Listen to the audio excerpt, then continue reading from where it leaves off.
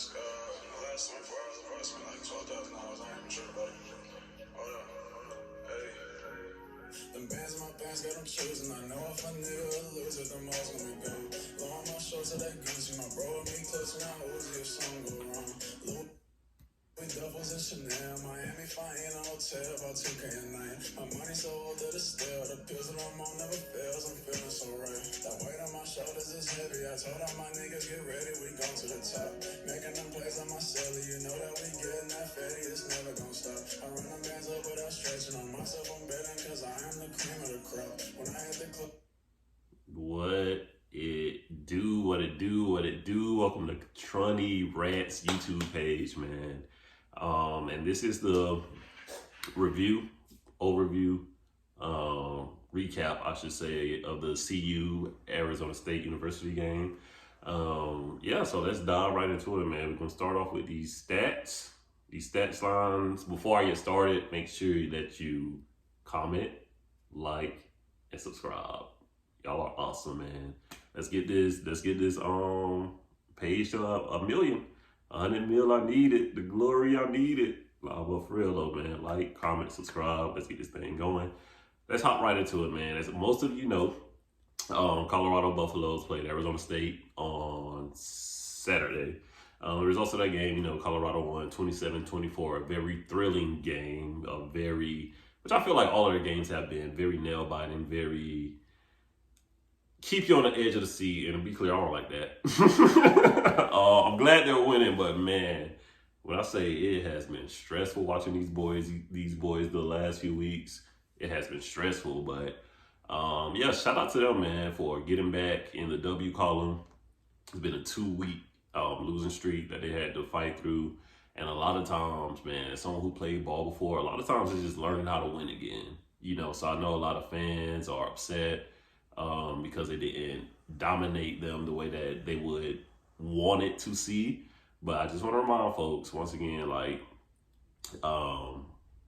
Matt from DNVR podcast, shout out to you all, said after the game, like, hey, this is conference play.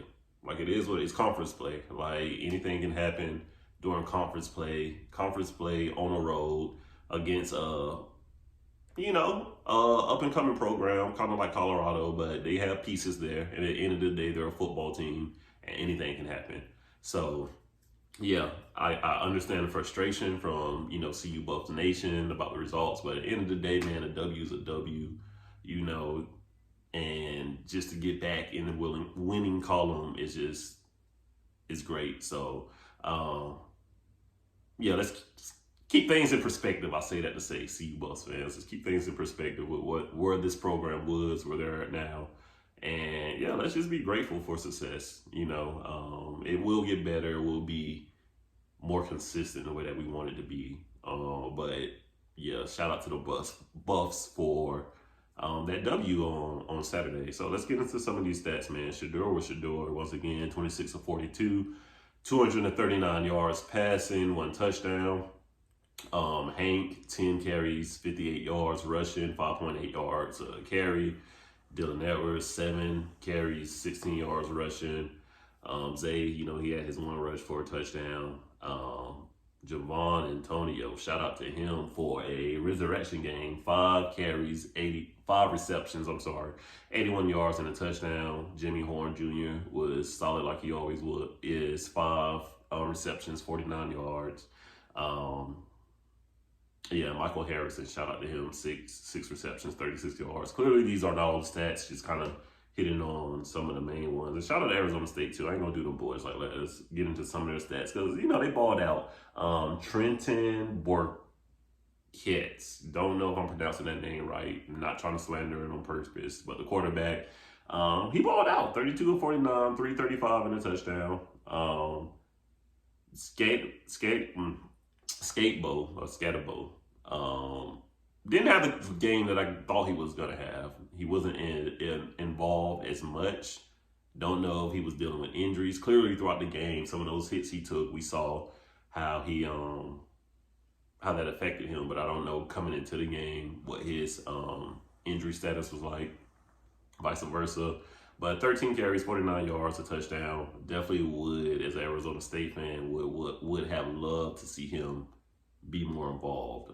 He is a Swiss Army knife. He is the most, I know Badger gets all the credit, rightfully so. He's probably the best athlete, Badger that is, on the team. But I think you got to get him more involved to have a better chance of success in winning. So I was surprised there. Don't know if he is dealing with injuries or anything of that nature. But yeah, 13 carries, 49 yards.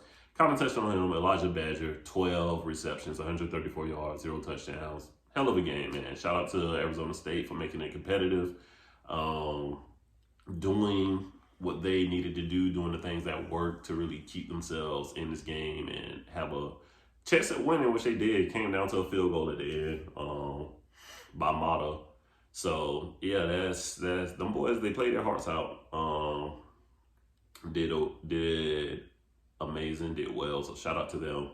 No hating over here, nothing but positivity. You will never hear me speak bad about the opposition over here, because at the end of the day, these are kids, man, college football kids at that. So I won't come out of my mouth to slander these kids, man, for giving their all and doing what most of us can't do if we're being real. So shout out to them. Definitely put up a hell of a competitive type of game. And yeah, but once again, like I said, Colorado got back in that W column. And a few things I want to touch on. First and foremost, like I said, CU Buff Nation, don't get too up in arms about how they won or how they're winning, because I think, once again, shout out to DNVR podcast. I think Matt brought this point up, which is true. TCU last year, literally all of their wins were ugly. Like, it never looked pretty. It never was that dominant performance, quote unquote. But they got the job done, and a lot of times you got to just throw out the analytics and just say, "Fuck it, are we winning?" Excuse me, don't demonetize me. But yeah, that's kind of the mindset you have to have, and I think with a program like this that is getting back used to winning, taking on that mantra, that mindset is very important for Buff fans. So yeah, first topic I want to address: Mitchell Juju not playing. Of course, as we all know, that is the starting linebacker for Colorado. And yeah, so once again, I'm not tapped in like that, not plugged in. I don't have any inside sources, not even gonna fake like I do. But just my 2 cents why I think he didn't play, just knowing who Coach Prime is, his character, all those other things. For those of you who don't know, Juju got dismissed from ASU. I want to say like 2 weeks into fall camp. I want to say the last week of fall camp. Was when he got released from ASU, and of course he transferred over to Colorado. Stud, hell of a player, hell of a linebacker. He just finds the nose. I mean, he always has his nose to the ball. Very instinctive. Yeah, hell of a player, man. Hell of a player. So I know it came to a surprise to most of us when he did not play Saturday. So yeah, and once again, I think that just more so has to do with that situation at ASU. I'm not speculating. I don't know what he did there to get dismissed from the team. I can say it's not egregious, nothing that I would think is egregious, because he's playing this year. So if it was something super egregious, he would have been suspended. And so I don't think it's that. But from what we did here is more of him not being a very personable person. It's not saying yes sir, no sir, yes ma'am, no ma'am, whatever the case may be. They just didn't think he was a good culture fit at ASU. So they end up, letting him go, and now he's here. So I think that's what that is. I think he'll be back in the starting lineup this week. It's based off his body language. If you watch the highlights of the game from Reach the People and Well Off Media, shout out to Darius and Bucky, Uncle Neely as well, with what he does. Yeah, I think just seeing his reaction to his teammates balling out and how he was up celebrating, I don't think there's anything there to be concerned about. I think he'll be back this week for Stanford. But shout out to Levante Bentley, man, stepping back into that starter's role. Let me look at the stats here. I want to say he had 11 tackles. Don't quote me on that now. But I want to say he had 11 tackles. Wow, that's crazy how they don't have the defensive player stats on here, or yeah, they're all blank, so I can't tell you for sure. But I remember in the post game them mentioning it. I think he had 11 or 12 total tackles, 7 solo, a sack. Yeah, just a redemption of a performance from that TCU game. I think he will even tell you he didn't play up to his best standard during that game, but yeah, definitely a redeemed game. Shout out to him, man. He showed up big time player. Kind of played the way we expected him to play, coming from Clemson. To be honest, and I'm glad that he finally got to really flash and show that potential and what had Buffs Nation so hype when we got him out the transfer portal. So shout out to him. Like I said, stepping in, filling that void for Juju for whatever reason why he didn't play. Once again, like I said, I don't think it's that big of a deal. I think he'll be back this week. But once again, I'm not a coach. I don't know what's going on there, but I wouldn't look too much into it, be too concerned about it, honestly. So yeah, so that brings a good segue. Talking about Juju, because the first real topic I want to talk about is this defense, man. Very controversial opinion. Very controversial. Might sound like I don't know football, what I'm about to say, but that defense, to me, that defense is this team's strong suit. And for all of the backlash they got in this offseason being considered the weak point, everyone's saying, hey, we know the offense, what the offense is going to do, and they're going to do their thing, but this defense, if you look at it, really look into it, yes, I understand they're giving up hella yards, hella points. I understand that. But when you really take a deep dive, a deep look, offensive special teams is not holding up their end of the bargain a lot of times and are putting the defense in very compromising situations, So the defense has a short field to work with a lot of times when they're going back out there. A lot of times it's they got to stop. And then special teams, they'll do something, shank a punt, or what will happen? A fake punt or something like that will happen, or the offense will come, get a 3-and-out, turnover, whatever the case may be. Say all that to say, this defense, when you look at it, I think they're +2 in turnover margins in the nation, which would make them first or second. They are very much bend but don't break. They do well in the red zone defense. Like I said, between the 20s, yes, a lot to be desired. But when the field shortens, they do what needs to be done and what great defenses do. They bend, but they don't break. They don't give up a lot of touchdowns in the red zone. When teams have to go the distance for the most part, they do a good job of shoring up and getting stops. Didn't happen in the ASU game at the end there. Yeah, that is unacceptable, for them to drive 96 yards in about 2 minutes to get that game time field goal. Things like that, man. Just inconsistencies like that, they definitely have to pick up. But like I say, man, this defense to me has been the bright spot. They have allowed the offense to be able to lag and have those slow starts, that they have struggled with these last few weeks. If it wasn't for the defense buckling down and keeping them in the game, a lot more of these games could have got very ugly very fast. Could have looked a lot like Oregon. So I just want to give the defense their flowers, man. I think they have played exceptionally well, especially when you look at the injuries that they suffered. Even this week, man, Trevor Woods being out. Didn't know that until the game when I saw Ward got the start.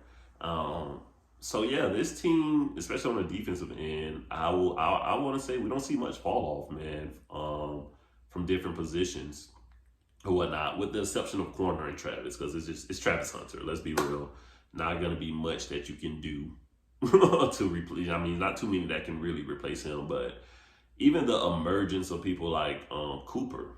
Shout out to Cooper, man. Shout out to Cooper. Maybe when you get wind of this channel, man, we can do an interview or something. Any of you CU players, man, I would love that to really get your perspective of a more personalized, in-depth look at what's going on there on your end, from your perspective. But I say that to say, man, Cooper, man, these last couple of weeks, he has really shined, and I am ecstatic to see what that defensive backfield look like when Travis gets back, because Cooper has elevated his game. Not gonna lie.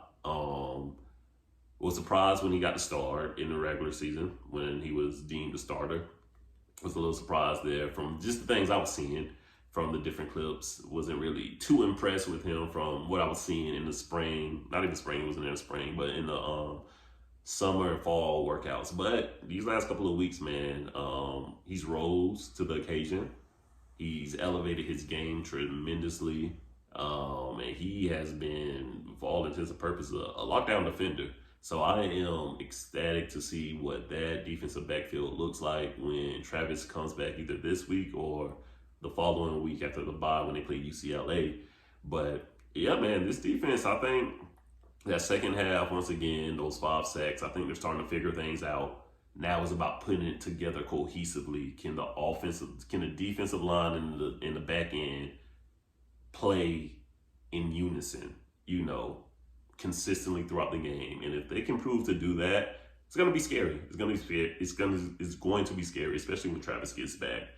So yeah, man, shout out to that defense. Once again, I think they are the cog that is just keeping this thing moving. I think they are the strong suit of this team. Once again, I know that's a very unpopular opinion, very unpopular, and I get why. So I'm not mad at any pushback I get from that. But like I said, man, from what I've seen, hats off to the defense, man. For real, y'all are playing y'all asses off. The offense, man, it is what it is, bro. Like what we thought was going to be a strong suit. And once again, I'm not saying that this is a weak link, because they are very explosive and they have weapons. And yeah, I think they can hang with the best of them when they want to hang with the best of them. That's the thing. I don't know what it is that's causing these slow starts. It just comes down to me just a matter. I think it's a combination of play calling. You would like to see more diversified play calling to start a game. It's never a good look to start a game with 3 passes and go 3 and out. Let's just be real. You want to see more, I think, from our running backs. And now that we've established a running back room with Hankerson being 1 and Dillon being 2, you want to see Hankerson get more. He only got 10 carries this game, but 5 yards a pop. Why not go to that more? So I think play calling needs to get a little bit more even. I think how they call certain things. I get, once again, I understand why you have to run Dillon and not just do sweeps. You understand? I understand that. I understand why you have to run him up the middle sometimes. But let's be smart about when we're running him up the middle.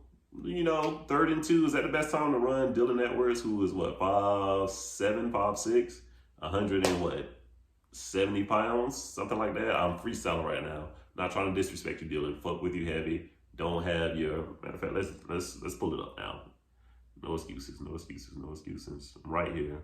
We're gonna pull it up. Put some respect on Dillon's name. Okay, 5'9", 170 pounds. My bad with the 5'6", bro. My bad. 5'9", 170 pounds. You don't want him having a power run up the middle on 3rd and 2. You just don't. So I think how you are calling plays with certain personnel in, just getting used to that. Once again, Sean Lewis, I believe in him 100%. I think he is an incredible offensive mind, but we have to get more creative with how we are using the players that we have. I would love to see Jimmy Horn get more reverses, get more bubble screens, get more things like that. Like, we have to start utilizing our personnel to their full strengths. And I think that's something Sean Lewis will do. This is his first time having this much talent, to be real. Like, it's an adjustment for him. He's not used to having this surplus of talent on the team. No disrespect to, forgot where Sean Lewis came from. Let me look that up. I just had brain fart. Kent State. Don't know why that. Yeah, no disrespect to Kent State or anyone who played there during his tenure, but it is what it is. They didn't have the athletes that CU has. So I think he has to realize what he really has and start calling plays that will put them in better positions, because you have, to me, the best quarterback in college football in Shedeur. Like, he is him. Shador is him. So with that being said, it is really mind-boggling when the offense struggles like this, because you do have the best quarterback in college football in a Shador Sanders. No disrespect to Caleb. Think you're great. Think you will be the number 1 overall pick this year in the draft if you decide to go. I don't know about next year if you decide to go. I'm just being real. If you and Shador stay, I think Shador is the number 1 draft pick coming out next year. I think he should be this year coming out the draft.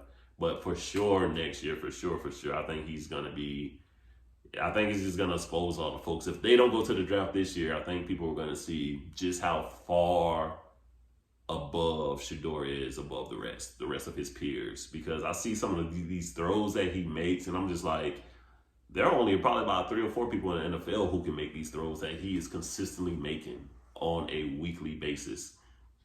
So yeah, more about the offense.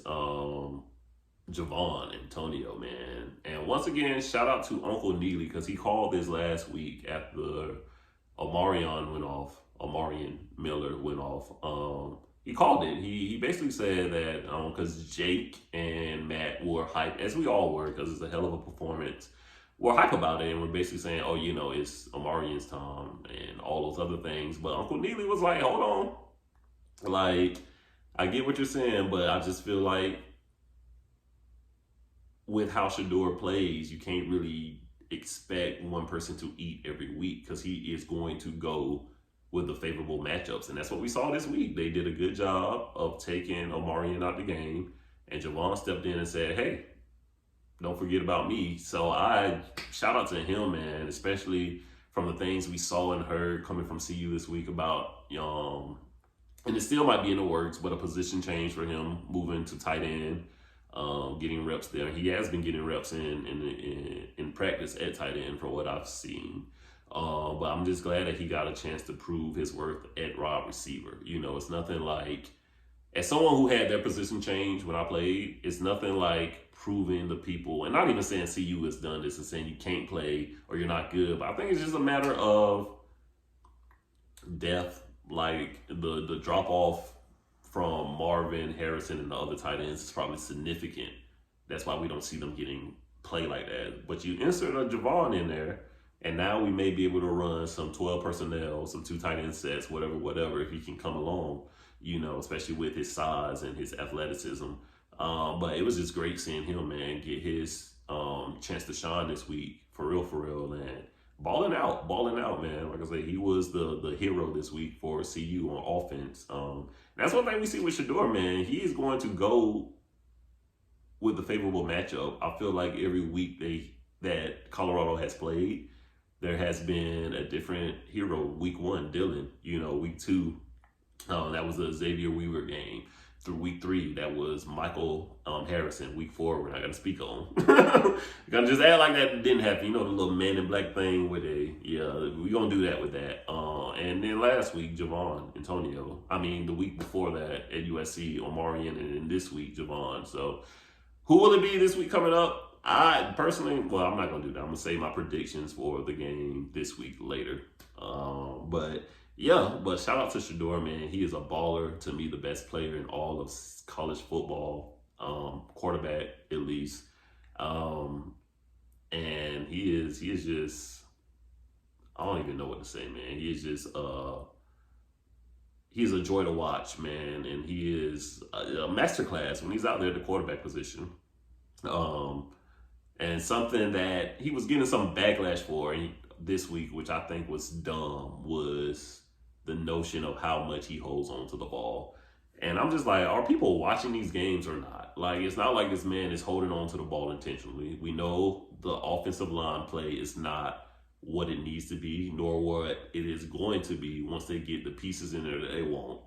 So this man is under constant duress, literally the whole game or whatnot. But we see what happens when he's able to improvise and buy some time. It turns into good things. So I am not a person who's going to sit up here like the rest of these people who are on their high horses and trying to find something to nitpick at, and say you need to get rid of the ball and da-da-da-da. Yes, he admitted last game that he was holding on to the ball a little too much sometimes there. And, just being, because I want to be I want to be unbiased as much as possible on this channel. There are probably like 2 or 3 plays a game where I'm like, what are you doing? Like, why are you holding on to the ball? But then when you look at how often he's throwing the ball, 40 plus times a game, I want to say he's hit 40 attempts every game he's played in, which is crazy, you know. So when you look at it like that, he's throwing the ball 40 times, 40 plus times a game. I can live with him holding on to the ball 2 or 3 times, you know, throughout those 40 times he's throwing it. I can live with him holding on to the ball too long, 2 or 3 times a game, considering how often he's throwing it. So yeah, man. But he did admit, you know, that the end of the fourth or in the middle of the fourth, when things were not really going where they wanted to go, where he wanted them to go, he did some self-analyzing, and like I say, he went legendary mode, baby. Do the Shador, he went legendary mode. So shout out to him, man, for real. A baller, a baller, a baller. And yeah, my final takeaway is our Coach Prime thoughts on the game, and basically saying they played a lot hot. Basically saying they played like hot garbage. You know, they need to start off better, start off stronger, start off faster. You know, and basically him saying he don't know what needs to be done to do that, but holding himself and the coaches accountable and not just blaming the players. Because a lot of the time, you know, we see, which make Coach Prom different. First and foremost, he was so apologetic during his press conference when he kept apologizing for being angry. And once again, Uncle Neely touched on this on the DNVR podcast. Like, what are you apologizing for? If that is angry, then I want to be angry. You get what I mean? So it just goes to show that Coach Prom is just an outstanding individual, an outstanding human being, and that's why he's receiving so much backlash from these other coaches, because he has something that I feel like a lot of them don't have, and that's character. That's real, true, genuine character. But yeah, his thoughts are pretty much, I think all of ours that are watching, needs to start stronger. Of course, defense can't give up certain plays, and yeah, offense has to be more consistent. Got to find balance with running and throwing. Got to get more physical and just want it more. So yeah, that's my takeaway from this week's game, man. Like, comment, subscribe. I hope y'all really rock with me. I'm trying to, yeah, just do this thing, man. We're gonna do more content, more CU Buffs content, man. And just let me know what it is that y'all want to really talk about on this channel outside of that. And let's really just make this thing grow. Let's be organic. Let's be respectful of people, you know, difference of opinions in the comment sections. I don't want it to get ugly or anything like that. So let's always be respectful, always be filled with love and joy and peace, man. And I appreciate you all tuning in. Like I said, I hope y'all join me along this ride. Join me along on this journey, because it is going to be a journey, and I'm excited to see what the future holds with this content. So once again, shout out to the Buffs. Go Buffs, man. I'll be putting out more content this week on the Stanford game, went well off and reached the people, you know, drop their videos. I'll give commentary on that leading up throughout the week leading up to the game. Probably do a prediction video on Thursday. So yeah, I'm rambling, but this is called Troney Rants. But once again, man, for real, shout out to you all. Love you all so much. Thank you for tuning in. Hope it was enjoyable. Hope it gave you all some food for thought. And yeah, once again, I'm open for criticism. So let me know things y'all want to see, changes made. Yeah, it's not gonna always be like this. It's a journey, but I'm done ranting. Hope you all have a great day. Once again, shout out to CU Buffs Nation. Congratulations on that W. Let's get another one this week. Let's keep this rocking steady, man. Let's go.